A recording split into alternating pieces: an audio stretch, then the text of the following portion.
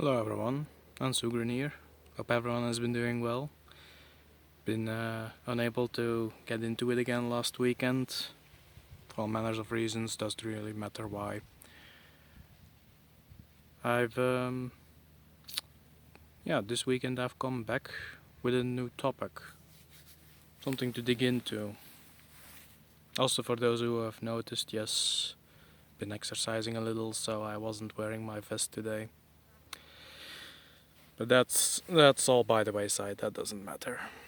So, what do I want to get into? People who rationalize their weaknesses. Now, what does that mean?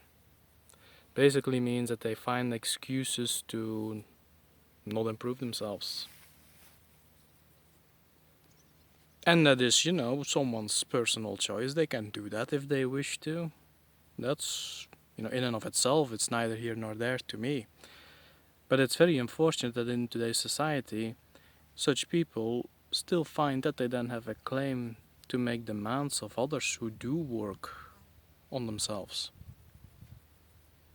What would be a good example, you might ask? How about someone that lives a life of absolute debauchery? They drink every weekend until they're blinded. They eat till they have like 2 or 3 extra chins. They bet another partner every weekend, and somehow that is something to be celebrated. And when you then confront them with it, as I have confronted several people who acted like such, they say, "Oh well, it's this is the way to live. You only live once." Not a particularly spiritual mindset. It's actually, it's materialistic in the extreme. It's almost soulless.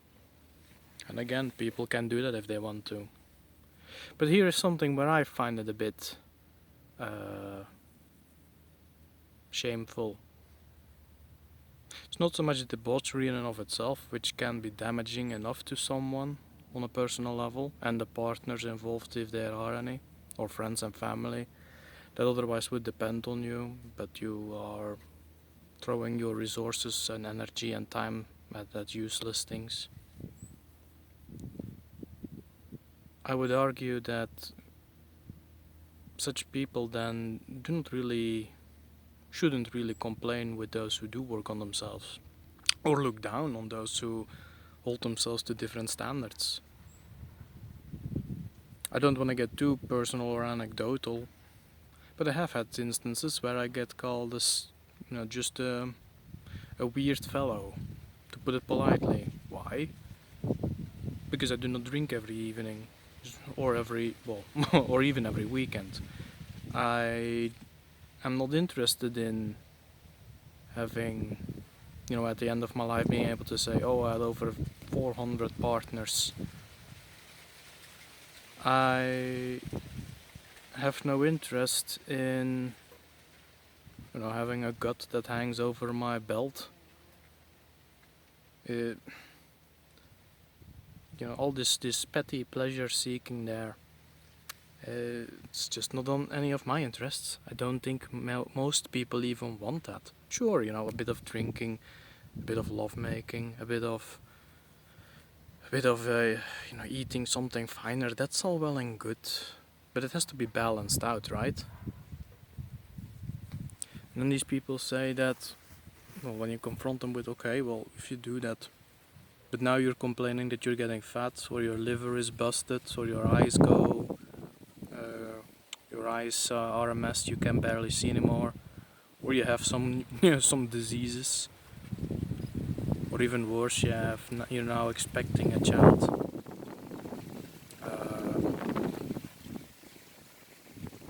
That you do not want, that you never wanted, with all the pain that is going to follow for that. Not even necessarily for the person or the two people involved, but the child itself. Imagine being born from a union where you were basically an accident. How horrible.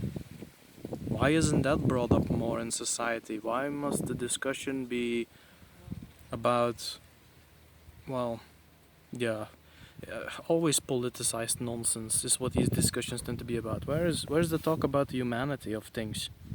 Seems to be far apart, isn't it? And this moralizing. I have no interest in moralizing whatsoever.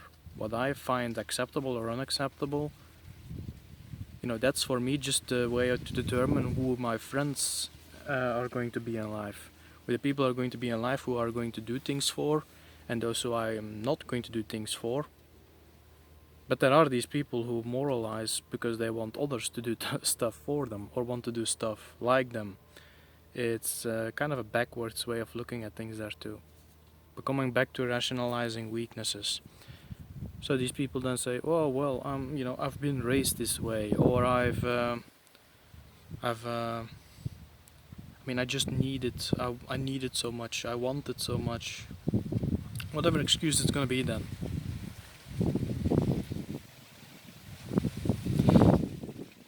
Now there is something I believe that indicates, how shall one put it? That indicates that you need such people. You need to get them out of your life. I've done so in mine. I'm happy with it really, because it makes room for other people who are going to be more aligned with my morality, with my way of thinking, my way of life. And even, and I believe in and of itself, from what I say here, can't we all agree with that? That we just want the people around us who are, or ought to want the people around us who are actually, want to live the same manner of life. Guess I'm kind of all over the place with this topic today, but yeah, there are many layers to it, aren't there? Oh yeah. Maybe go a little bit into the rationalizing of weaknesses in and of itself it's an excuse to be useless basically. I I don't know how else to call it. Because a lot of these in indulgent lifestyles, they come with an immense selfishness. You know, only personal pleasure is at the the fundament, is the core of their lives, and they end up being miserable too half the time because of it as well. Usually it's people in their youth or people who've never grown up really, like 30-year-old plus children still, who yeah, they had fun in their youth and they got stuck in that lifestyle, and then they hit that age where most people of their age range have been doing adult things, have been preparing their, for example, preparing their 20s for the rest of their lives.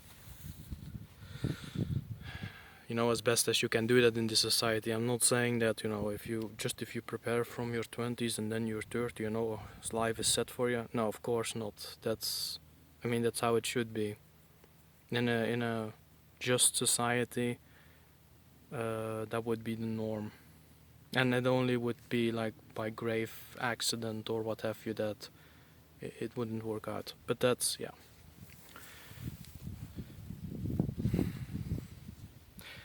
So, what can you do with that knowledge? What value does it bring to you? To know that there are people out there who rationalize their weaknesses. I know what I do with it. I kind of explained it just now, didn't I? But I wanted to bring it up with you people too, because I know that there are a lot of good people out there who want to help such types, help such characters. Oh, you've been drinking so much in your life and all your money is spent. Oh well, you can bunk in my place. Or you've slept around with 50 partners, man or woman doesn't even matter. Now you get to I'll help you with your medicals and all of that. These people have done nothing to earn that, and I'm not saying that, oh well. I mean, if you can afford it, I suppose you can give them a chance. But do remember that when you're helping such a person like that, there is perhaps someone out there, or several, in your life who are working really hard or trying really hard to get by and have always done so in their life or most parts of their life. I mean, everyone makes mistakes in this society, everyone is wounded in one way or the other, psychologically, physically, what have you, spiritually. But you may want to first think about reaching out to those perhaps a bit more prideful people and see if they do not need help first. And definitely when you help people who have, lived in these debauched, however you pronounce it, lifestyles, make sure they actually, why they want to be helped and what they're going to do back for you.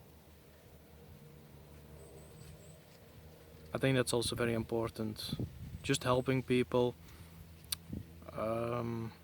There's too many today who do not appreciate that.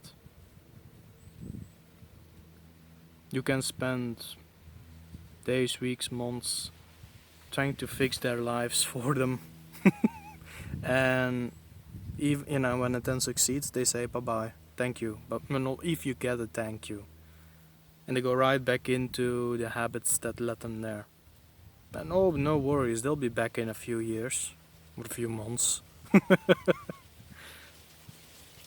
But I wanted to share that with you people because, yeah, I really dislike it when good folk with good hearts get taken advantage of like that. So when someone is trying to rationalize his or her weakness to you, be very careful around them. And I do not, what do I mean with careful? Make sure you're not being had.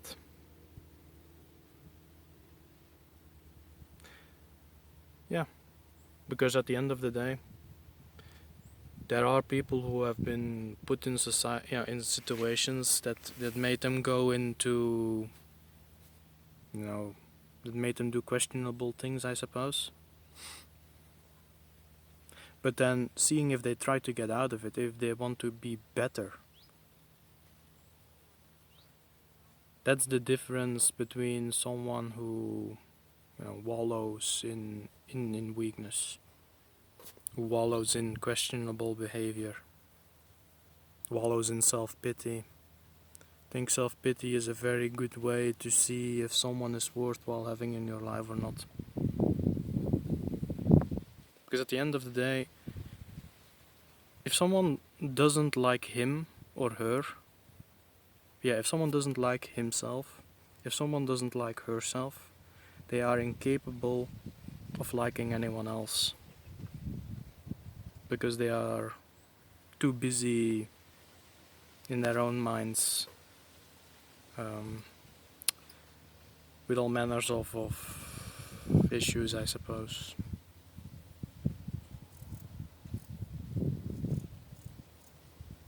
I think that will do for now, I suppose. Is there something else I could bring up, perhaps? No, don't think so. All in all, yes. Remember, guys, I've been doing a few live streams with guys like Celtic God and the Antlered One. Perhaps in the future there will be more guests showing up. Again, to those who follow me on this channel, thank you very much. I really appreciate it. I really appreciate you guys and girls for being around as well. That in and of itself means a lot to me. And I hope that we all can keep bringing in more and more people. Because it's, there are so many people out there who need good folk around them, who need to be made wary, who